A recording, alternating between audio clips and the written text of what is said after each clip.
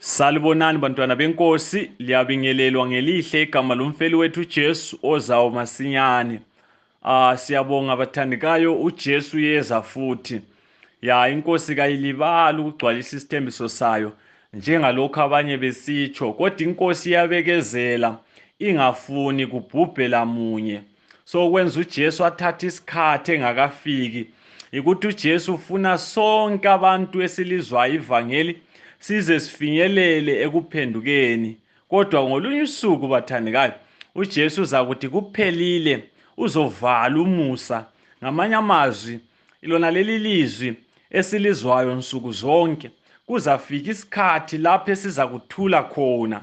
uNkulunkulu avala imilomo yabatshumayeli, aziphe imilomo yabatshumayeli. Lona leli lizwi olidelelayo usala ukuphenduka, usala ukwamukela umusa, usala ukwamukela ukulunga kukaJesu, lizathula ungasalizwa kokuphela. uNkulunkulu uyabe sevalile imilomo yabatshumayeli, esewuqedile umsebenzi wakhe endaweni engcwele okuncengela isono. So wena lami nxa usancengwa, utshelwa ngezulu, uJesu esancenga, woza uthethelelwe, ungazenzi izaba, balekela ingozi. Haleluya, haleluya. Nxa singena enkonzweni yelizwi, asibeni lelizwi lomthandazo. Baba oyingcwele okhona ngikhaya ezulwini, baba osithandayo, siyabonga musa lothando lwakho olumangalisayo, ukubekezelelwa siyizoni. Sengathi singabantu abazwayo, sengathi kulezinto ezinhle esizenzayo. Nkosi othandekayo, wena usazi kahle ukuthi siyizona kulanto enhle ngathi. Sazehlisa phambi kwesihlalo somusa, sithethelele, sihlambulule konke ukungalungi kwethu. Usuyasikeza ingqondo kaJesu, ingqondo emnene, ingqondo ezehlisayo, kuthi lapho silizwe ilizwi lakho silamukele bese lisidala lisenza amalunga ombuso. NgoJesu siyakhuleka, amen. Siyabonga bathandekayo, lizakhumbula ukubana sisebhukwini lika Romans chapter 3. Izolo besibheka uchapter 23 ngaphansi kwetheme esigijima ngaphansi kwayo ethi yona Christ our righteousness, uKristu ukulunga kwethu. Izolo ivesi esiyifundileyo ithe yona bonke bonile, bonke bonile. Ngakutshela ngathi mina ubonke loyana uPaul wayesitsho amaJuda lathi abezizwe ukuthi endabeni yesono madoda akula muntu osala phandle, sonke sonile sisilele enkazimulweni kaNkulunkulu. Nxa ubheka imvelo yethu akula nto enhle ngathi, nxa ubheka ukwenza kwethu akula nto enhle ngathi. Ngikutshelile mina ngathi mina izenzo zomuntu kayisizwe eziyindaba kahle kahle. Umuntu mubi emvelweni yakhe okumenza abe mubi lokwenza. So ukwenza komuntu okubi kuzalwa imvelo yomuntu embi. So wena ngeke ulungise uhlupho lomuntu lwesibili olokwenza kabi kungalungiswanga imvelo yomuntu. That's why uJesu wathi thena akufakwa iwayini elitsha emgodleni emdala. Ngamanye amazwi akuganjelwa ingubo endala ngesigambe esitsha. So umuntu omdala karenovethwa, umuntu omdala kaganjelwa, umuntu omdala uyadilizwa. So bathandeka kuzama ukwekela izenzo wena ungalungiswanga, ungadalwanga kutsha. Kufana lomuntu ogambela ingubo endala ngesigambe esitsha, kufana lomuntu othatha iwayini elitsha alithele emgodleni emdala. Ungayilenzi lelo phutha ngoba kulanto ozayilungisa. So bathandekayo, ukuze silunge ezenzweni kumele siqale silungiswe lokho esikho khona. Kulabanye abantu nxa sifundisa i-righteousness by faith, sitshumayela ivangeli lokulunga ngokukholwa. Uyezwa ukuthi ungakhulumi njalo wena, ungakhulumi njalo uzenza abanye abantu baqhubeke besona becabanga ukuthi sezisemahlangeni. Ngifuna ukukutshela ukuthi mina umuntu wesono koni ngoba kakhuzwanga, hayi futhi kayekeli kuona ngoba ukhuziwe. Umuntu wesono lalo bukhuziwe kumbe kakhuzwanga uyaqhubeka esona ngoba ukona kusemvelweni yakhe. Lalo bungazi umthingele, umtshela amagama abuhlungu, kodwa the fact ukuthi umuntu lo katshintshwanga imvelo uzaqhubeka esenza izinto zangakubo esonweni. That is why uzabona abantu bayaqhubeka bephuza utshwala. Ungahamba uyefunda amabhodlela otshwala abhaliwe ukuthi into leyani iyabulala, kodwa abantu bayaphuza utshwala. The reason being umuntu wesono ukona is not a choice kuye, kodwa uwona ngoba yisoni. vele kusemvelweni yakho kona. So ukuze silunge madoda kumele sidalwe ngokutsha, kumele silungisiswe imvelo yethu eyonakeleyo. So umuntu wesono lanoba ungamthingela akayekeli kona ngoba imvelo vele impi. So bathandekayo, ngikutshelile ngathi mina umuntu wesono vele kadinga Sathane lokuthi azone. Hayi, umuntu uSathane lanxa engazaye live ayephumula, abantu bayasala betshontsha behula bebhinya besenza izinto ezimbi ezingamanyala ngenxa yokuthi uSathane ngesikhathi elinga umuntu engadini yaseIdeni wahle waqeda ngomuntu. So umuntu seluhlanya oluhamba ludobhe emabhimu lulodwa ngoba vele umuntu wonakele kwasemvelweni yakhe. uSathane wathi eselinga umuntu wahle wahamba wazihambela ngoba wayesazi ukuthi umuntu lo sewonakele, ukwenza kubi sokusemvelweni yakhe. So umuntu ngokwemvelo yakhe vele uyawona lanxa uSathane engekho. Haleluya. Bazalwane, kubambe khona lokho. Ungakubamba khona lokho, ivangeli liza kusebenzela. Uzokwamukela ivangeli njengesolution yakho kuphela. Awusoze uzama ukupheja uzama ukwekela lokhu lalokhana, uzama ukuzilungisa, uzama ukuzigambela. Hayi, uzokwamukela usindiso usazi ukuthi uJesu nguye yedwa ongakudala katsha ube isigqila sokulunga. Haleluya. So namhlanje bathandekayo sizabheka uRomans chapter 3 ivesi ngelika 24. uPaul uthi yena balungisiswa ngesihle ngomusa wakhe ngokuhlengwa okukuKristu Jesu. Namhla sibheke uRomans chapter 3 ivesi ngelika 24. Ithi yona balungisiswa ngesihle ngomusa wakhe ngokuhlengwa okukuKristu Jesu. iBhayibheli labo ithi labo abakholwayo kuJesu Kristu. Antsho sike safunda kuvesi 22 uPaul ukhuluma ngokulunga okukholwa. Uthi yena labo abakholwayo kuKristu Jesu. uNkulunkulu usibheka kuJesu njengabalungileyo kuNkulunkulu. Usibheka kuJesu njengabalungileyo. Right? kuNkulunkulu bathandekayo kasibi ngabalungileyo ngoba silungile, kumbe ngithi asibi ngabalungileyo ngokwenza kuhle, kodwa siba ngabalungileyo ngoNkulunkulu ngokulunga kukaJesu. Yikulunga kukaNkulunkulu kuKristu Jesu kulapho kule ndaba khona bathandekayo. So bathandekayo, kuyamangalisa lokho ngoba iBhayibheli sivezele kuvesi 19 esidlule kiyo ukuthi ngokomthetho umhlaba wonke unesono phambi kukaNkulunkulu. We are guilty before God. Okusho ukuthi umthetho kaNkulunkulu uyasilahla. Kodwa iBhayibheli lithi ukulunga kukaNkulunkulu kubonakalisiwe njalo ngakho siyalungisisa. We are justified. Ngifuna ubambe lokho. Ibale lithi justified kule vesi, ukulungisiswa kuRomans chapter 3 verse ngelika 24 likhuluma ngento eyenzeka manje, right now.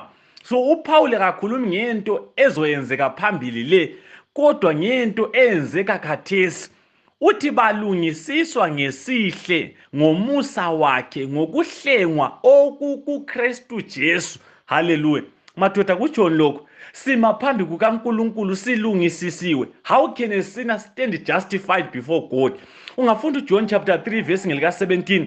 uJesu nxa ekhuluma loNicodemus uyamtshela uthi yena uNkulunkulu akayithumelanga indodana yakhe ukuba iwulahle umhlaba, kodwa ukuba umhlaba usindiswe ngayo. Haleluya. Madoda uJesu akathunyelwanga emhlabeni ukuthi ezolahla izoni. Hayi, wathunyelwa ukuba izoni zisindiseke ngaye. Yikho phela uJesu wayengayangisi isoni. Lakhathesi madoda uJesu akayangisi isoni, kodwa nxa uvuma uyasindiswa manje. Uzakhumbula indaba kaJohn chapter 8. AmaJuda baletha isifebe kuJesu. Bathi bona lo mama lo simbambe eqotsheni ephinga. uMose wasilaya ngabanje ukuthi bakhandwe ngamatshe. Ungafunda iBhayibheli yakho ithi yona uJesu waqalisa wakhuluma wathi ongela sono phakathi kwenu kaqala ukuphosilitshe, ngamanye amazwi ongela sono katshayezwayo kaqala ukukhanda ngamatshe. iBhayibhili lithi uJesu wakhothama waloba phansi. iBhayibhili ungayifunda kahle ithi amaJuda baphuma one by one bachiya uJesu elomama sokuyisoni loJesu bengu-2, umsindisi lesoni bengu-2. iBhayibhili lithi uJesu wasephakamisa isandla wathi bapha abakulahlayo na. iBhayibhili lithi uJesu wasesithi kumama, umama wasesithi kuJesu kabekho Nkosi. uJesu wasesithi yena lami kangikulahli, mina kangikulahli, hamba ungabusona. So bathandeka uJesu kathunyelwanga emhlabeni ukuthi azolahla izoni. uJesu walanda ukuzosindisa izoni. Yikho nxa uvuma ukuthi uyisoni phambi kaNkulunkulu uyasindiseka, ngoba uJesu akathunyelwanga ukuthi ezolahla izoni, kodwa wathunyelwa ukubana izoni zisindiseke ngaye. So ukusindiseka kwesoni kuJesu, imfihlakalo yokusindiseka kwethu ikuJesu. uJesu yikho lapho okufihlwe khona usindiso lwethu. Zwana uJohn 5 uvesi ngelika-24 uthini uJesu?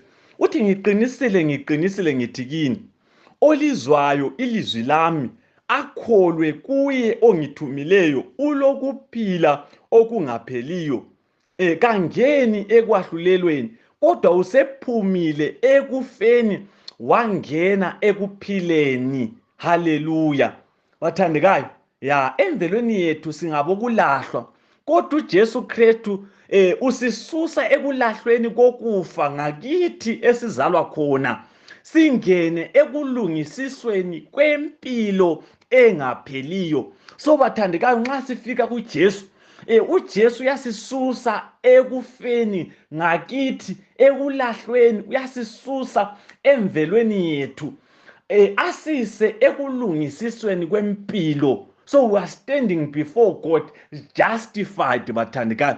Yikho phela okuthiwa nguPaul kuRomans chapter 3 verse ngelika-24 esiyifundayo ukuthi nxa ukholwa ukulunga kukaJesu kuyasebenza, uyasuswa ekufeni uye ekuphileni. Ngamanye amazwi uyalungisiswa, you are justified bathandekayo. Ngifuna ubambisise lokho. iBhayibhili kayitsho ukuthi silungisiswa ngokusebenza nzima, hayi, futhi kayitsho ukuthi siyakhupha imali, hayi madoda, hayi nyala. iBhayibhili lithi yona usindiswa luthengwa ngemali.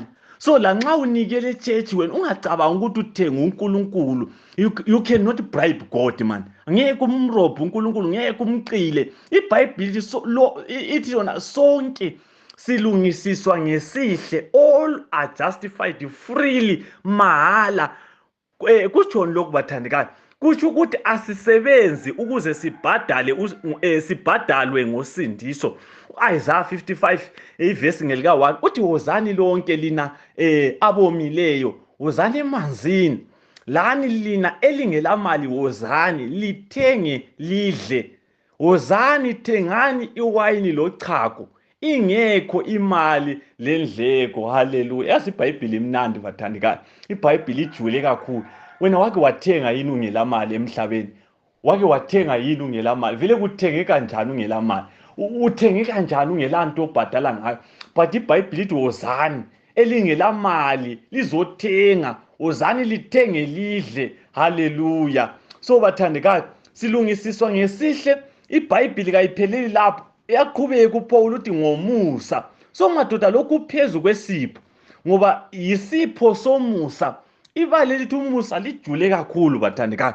Phela thina abantu sabulala indodana kaNkulunkulu. Ngiyazi uzabuza uthi hayi ngangingekho mina, kodwa ngemvelo ngizakutshela wawukhona. Aluba wawukhona vele wawuzophosa ilitshe, wawuzombulala. Vele uJesu wabethelwa imvelo yethu abantu. So bathandekayo, uJesu uthini nxa esesiphambanweni? Uyakhuleka uthi baba baxolele. Uyawuzwa yini umusa bathandekayo? Umusa ayisikho ukwenzela omunye umuntu okuhle kuphela, kodwa yikwenzela ifavor umuntu okuzondayo, isitha sakho, umuntu ofuna ukukubulala, kumbe umuntu wabulala ifamily yakho. What we call grace yikumenzela ifavor umuntu onjalo, umnikeze isipho umuntu onjalo. Zwana lapho uRomans chapter 5 ivesi ngelika-10 uthini? Uthina ngoba ngesikhathi sisaseyizitha zikaNkulunkulu sabuyiselwa kuye ngokufa kwendodana yakhe. kuza kuba kukhulu kangakanani sesibuyiselwe sahlengwa ngokuphila kwakhe. Bathandekayo, ngiyayiphinda futhi iBhayibheli ithi ngoba ngesikhathi sisaseyizitha bamba khona lokho zikaNkulunkulu sabuyiselwa kuye ngokufa kwendodana yakhe. Kuza kuba kukhulu kangakanani sesibuyiselwe sahlengwa ngokuphila kwakhe. Romans chapter 5 ivesi ngelika-10 bathandekayo. Lokhu yikho okubizwa kuthiwa ngumusa. Ivangeli izindaba ezimnandi, unconditional good news. uNkulunkulu bathandekayo akatsho ukuthi qala wenze kahle, qala uzenze ube ngcono then ngizakulungisisa. Leli gama elithi ukulungisiswa ungalizwi isibantu manje, ungalitoliki isibantu. Alithi ukuthi uNkulunkulu uqedelela umsebenzi oqalwe nguwe. Hayi, iBhayibheli lithi kuFilippians chapter 1 ivesi ngelika-6 ithi ngilethemba lokuthi lo owaqalisa umsebenzi omuhle kini uza kuwuphelelisa phambili kuze kube lusuku lukaKristu Jesu. Haleluya bathandekayo, uNkulunkulu nguye owaqalayo uzaziqedisela. So uNkulunkulu kaqedisa ngakuqalisanga. Silungisiswa ngesihle ngomusa wakhe. So ivesi ithi yona bathandekayo, balungisiswa ngesihle ngomusa wakhe ngokuhlengwa okukuKristu Jesu bamba khona lokho. Ngokuhlengwa okukuKristu Jesu. Ngokuhlengwa okukuKristu Jesu. Madoda, nxa sisize endabeni yokuhlengwa, uNkulunkulu wayengeke asihlenge ngokukhuluma nje ngestatement. Hayi, ngake ngezwa omunye umfundisi ethi yena uJesu wayelanda ukuzofundisa kuphela abesebuyela ezulwini. Manje kwaphoqa amaJuda izigebengu lezi ezabamba uJesu zambulala. Yena kahle kahle wayelanda ukuzofundisa. Uyazi le ngozi yokulahlwa wena. Ucabanga ukuthi indaba yesono ichip ngaleyo ndlela? Zwana lapha. uNkulunkulu wayengeke akhulume athi okay, ngiyabathanda laba bantu man. Ngiyabathanda abantu bami, ngiyazi bawonile sibili baphulile umthetho wami, kodwa mina phela nginguNkulunkulu njalo akekho phezu kwami. Ngingenza loba yini engiyifunayo. Ngiyabathanda abantu. So ngamandla engilawo I declare ukuthi sebeqolelwe. Hayi madoda, ngiyala ngithi hayi madoda, uNkulunkulu wayengeke akwenze lokho ngoba uNkulunkulu akasilo uthando kuphela, kodwa phezu kokuba luthando uNkulunkulu ulungile. Wayengeke asihlenge ngalendlela bathandekayo, wayengeke asilungisise ngokususa umthetho wakhe, ngoba umthetho wakhe uthi umuntu owonileyo kumele afe. So uNkulunkulu kumele athembeke elizwini lakhe, ngoba nxa engasithethelela ngokubeka eceleni umthetho wakhe engaba nguNkulunkulu ongathembekanga. So ilizwi lakhe kumele ligcinwe. So nxa kuthiwa isoni kumele sife bathandekayo. Yiyo kuthiwa ijustice yona le, give the culprit what he or she deserve. So uNkulunkulu nxa ethe yona a soul that sinneth must surely die, kumele isoni esonileyo sife njengokutsho kwelizwi likaNkulunkulu. So uNkulunkulu wayengeke akhuluma ilizwi abantu basindiseke, kwasokumele kuchitheke igazi to satisfy the claims of the law. The law was supposed to be satisfied bathandekayo. So madoda, uNkulunkulu wayengeke asihlenge kuphela ngokuthi uyasithanda, kodwa kwakumele uthando lokulunga kwakhe kuhlangane ndawonye esiphambanweni. So Psalms 85 verse ngelika-10 abesesithi justice and mercy kissed each other. Ukulunga lomusa kwangane esiphambanweni. Kusesiphambanweni kuphela madoda lapho indaba yethu eyalungiseka khona ngokulunga. Haleluya. Yikho omunye umhlabeleli ethi yena kwabakhona owavuma ukufela mina lawe ukuze ongafanelanga phile. Bathandekayo, indaba yesono engekho cheap ngaleyo ndlela. Kulabanye abantu abalengozi yokulahlwa abacabanga ukuthi nxa sesithi yena we are under grace, umthetho kaNkulunkulu awusasebenzi, ususala eceleni, therefore baphila ngendlela abafuna ngayo, benza ngendlela abafuna ngayo. That's not what we call grace. Umusa kaNkulunkulu kawulahla umthetho, but at the cross justice and mercy kissed each other. So bathandekayo, grace came to satisfy the claims of the law. So esiphambanweni umusa lokulunga kwangana, kwabambana, kwachaya izandla. So bathandekayo, nxa sikubizele evangelini lomusa kasilahli imithetho, sikubizele emthethweni oluthando lukaNkulunkulu. Haleluya. Sikubizele ukuthi umthetho lowo uzowuthola esiphambanweni. Ungazama ukuzikhandela ivangeli, ungafeki isiKristu man. uJesu wathola amaJuda emhlabeni befeki isiKristu, besebenza nzima, beziqualifyisa embusweni, becabanga ukuthi kulenye indlela umuntu angasindiseka ngayo ngaphandle kukaJesu, bengazi ukuthi kusesiphambanweni madoda lapho umusa lokulunga okwangana khona. So usindiso lwethu siluthola ngaphi? Esiphambanweni. That's why omunye umhlabelelo sithi yena esiphambanweni ngabona ukukhanya, umthwalo wenhliziyo wacatsha. Kwakulapho ngakholwa ngabona, manje ngiyathaba impela, at the cross where I first saw the light and the burden of my heart rolled away. It was there by faith I first received my sight. Now I'm happy all the way. Esiphambanweni madoda, ngubizele esiphambanweni. Uzakhumbula ukuthi ku-Old Testament laphana endaweni engcwele kwakule bhokisi elalibizwa ngomtshokotsho wesivumelwano. Phakathi kwebhokisi kwakulezibhebhe zamatshe ezimbili. Ya, umtshokotsho wesivumelwano wawulezibhebhe zamatshe ezimbili ezabhalwa imithetho elitshumi kule nduku ka-Aaron. So isivalo esasivala laphana umtshokotsho wesivumelwano kwakuyi-mercy seat, kwakubizwa nge-mercy seat. So ukuze kuvulwe ibhokisi lemthetho elitshumi okuthiwa ngumtshokotsho wesivumelwano, kwakumele kufafazwe igazi esihlalweni somusa. Haleluya. Bese kuvulwa kuyetholakala imithetho elitshumi bathandekayo. Laso omunye umhlabeleli ethi yena igazi lakhe lasithenga lifafaza isihlalo somusa. Haleluya. To satisfy the claims of the law. So awufike emthethweni kungavulwanga ngomusa, awufike emthethweni kungafafazwa ngegazi likaJesu. Ngamanye amazwi imithetho elitshumi ukuze ufike kuyo uyange kudingakala inhliziyo efafazwe ngegazi likaJesu. Wake wazibuza yini ukuthi why uNkulunkulu enganikezanga abako-Israyeli imithetho elitshumi besaseGibhithe? Yawa uNkulunkulu enganikezanga abako-Israyeli imithetho elitshumi eseGibhithe, waqala wabakhulula, wabesesiyabanikeza imithetho elitshumi entabeni yaseSinayi. Wabakhulula ngani? Wabakhulula ngenkonzo yegazi emgubazini. Kwakusitsho ukuthi imithetho liyani ispiritual, the law is holy. So ukuze umuntu agcine imithetho elitshumi kumele aqala akhululwe kuphi? Ebugqilini besono. Ngoba phela iGibhithe liyana yayimele umhlaba wesono, uplanet Earth. Ya, so abantu bathandekayo, umuntu wesono kazizwisisi izinto zakomoya.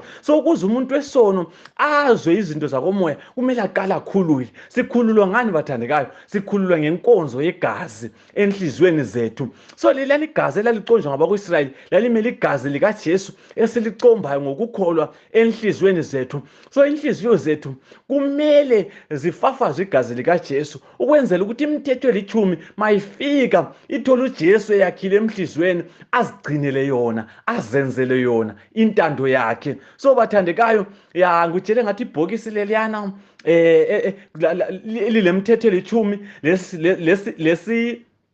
lesivalo lesiyana iMercy Seat, it was representing the union of justice and mercy in the plan of human redemption. It was representing the union of justice and mercy in the plan of human redemption. Hallelujah. Esiphambanweni ngabona ukukhanya, umthwalo wenhliziyo wacatsha.